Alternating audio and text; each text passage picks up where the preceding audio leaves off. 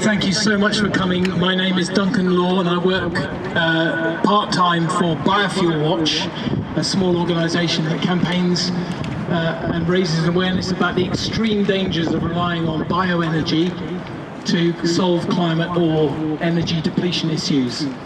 And we are co-organisers of this demonstration. Thank you so much for coming. We've long been opposing Drax power station as the biggest outcropping of bioenergy and bioenergy greenwashing in this country, and the biggest recipients of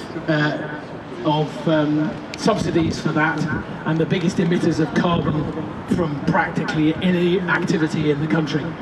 So, why Drax? Why biomass? Well, Drax is, as you probably know, the largest power station in the UK. Was built in the 70s as a coal-fired power station, the largest point emitter of carbon in the country, and now the biggest burner of wood in the world. And it's become that in order simply to survive. It would have had to close under European emissions directives because of the emissions from coal. So this was a survival tactic. They lobbied the government and got huge subsidies.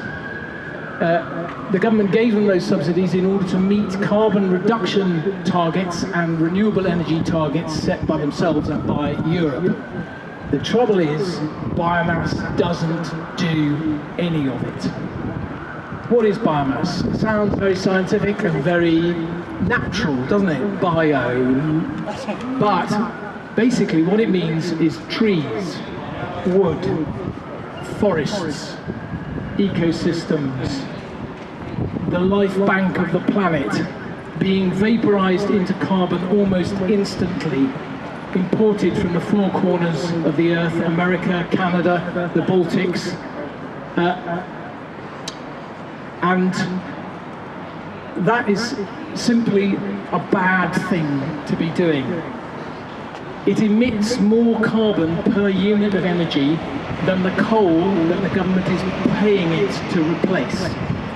This is because it's less energy dense, so more comes out of the stack per unit of energy generated. It also means that we don't have the carbon sink there to be drawing carbon out of the atmosphere.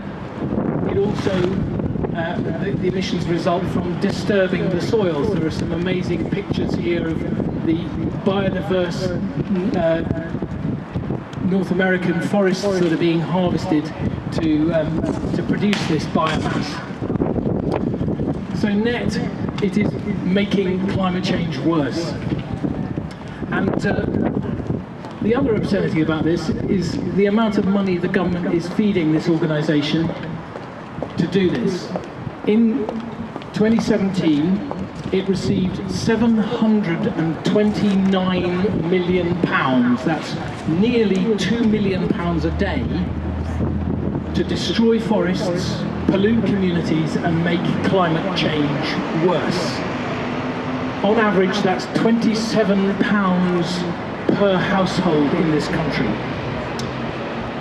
For that, it burnt wood pellets composed of about 13 million tonnes of wood. To put that in perspective, the UK entire harvest of wood was about 11 million tonnes last year. And that's the equivalent of about a new forest clear felled every year to feed UK biomass, mainly Drax. Nonsense, just nonsense on a stick. Additionally to that, they are going to be receiving government money to continue burning coal to keep the lights on, and last year they received a tax credit of £32 million. On a £3 billion turnover, they made a £3 million profit, and actually, because of currency hedging, they made a £150 million loss. So without that government subsidy, they wouldn't be able to pay their dividends, and they would simply not function. That's what we want the government to do, to remove the subsidy for this environmental idiocy, spend it on energy efficiency, demand reduction, and genuine no-burn, low-carbon renewables, we calculate that if they spent that money on energy efficiency, they could remove the need for DRAX before 2027, when the subsidy will run out. To me, that's a far more logical thing to do. We need to transition to a new way of doing energy, and spending it on cutting forests and vaporizing them in the name of climate change and renewable energy is an obscenity. It is not part of an energy transition.